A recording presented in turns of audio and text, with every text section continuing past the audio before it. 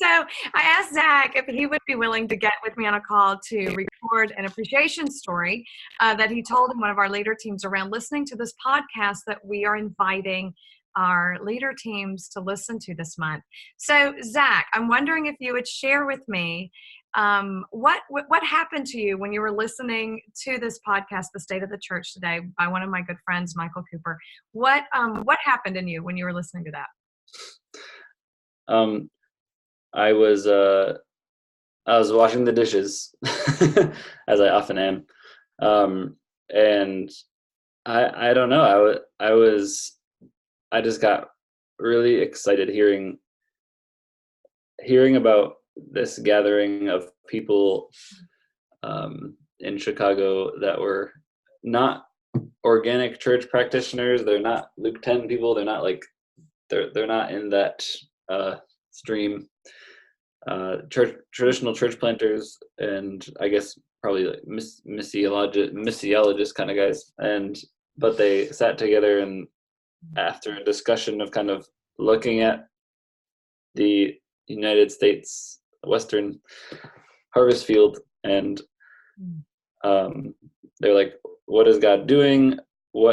How do we respond? And then the conclusions they're making were like a lot of the stuff that we're doing. And so some of it was like they're kind of diagnosing it, and it's negative in a lot of ways because it's talking about this exodus from the church, people from the church, the percentages of people that have zero interest in these different program driven things. And they talked about how we have to change to something that's not pastor-led, program-driven, volunteer-fueled, building-centric. Yeah.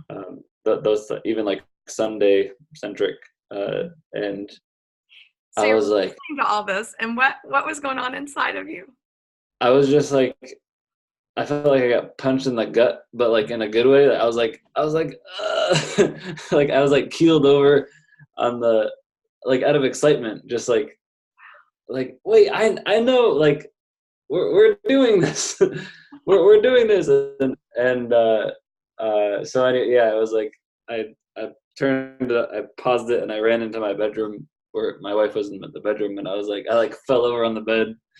I was laughing, and I was probably like flushed, just like smiling ear to ear, and she's like, what? And I was telling her about the podcast and this gathering of church planters and their conclusions, and she was doing the same. She was just like, oh my goodness, like what? And it just felt like, I don't know, it felt like oh, we have a solution that might work. we're doing something that can work. It's like, I don't know, like we got a head start, like we have some stuff that we can share. So I don't know, I was just like, it sounds like but it was overwhelming. Excitement, a real big excitement inside of you. I think you said it last time too, is like your body was vibrating.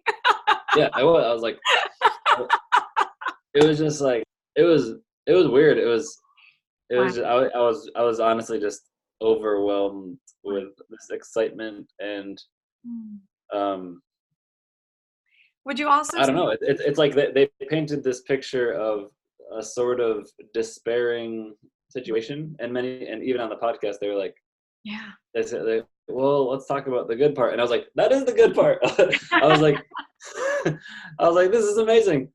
And I don't know, it reminded me of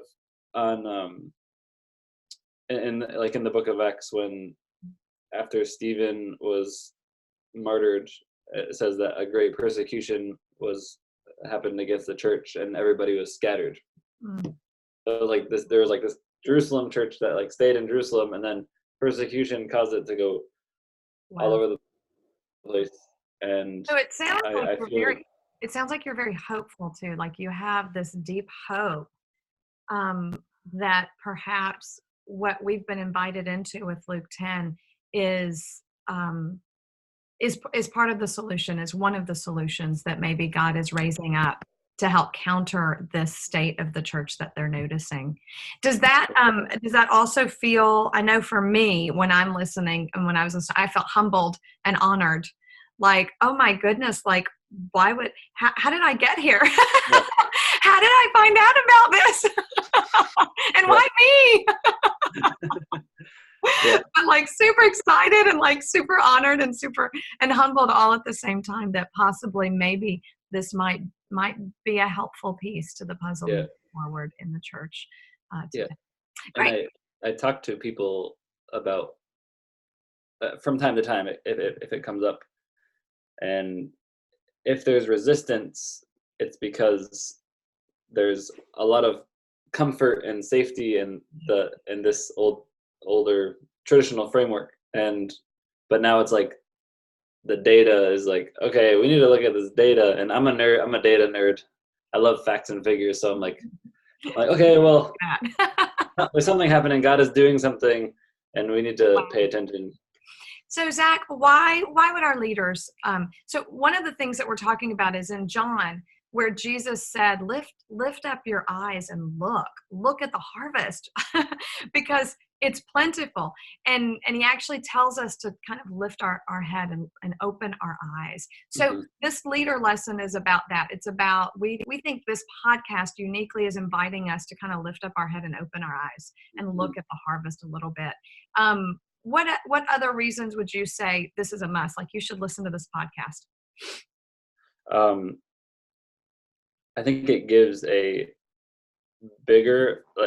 nice broad picture of what we're all probably seeing on micro levels in our communities, in our immediate contexts. They're talking about it as this national. I think they focus on the U.S. I think Yes. it's this national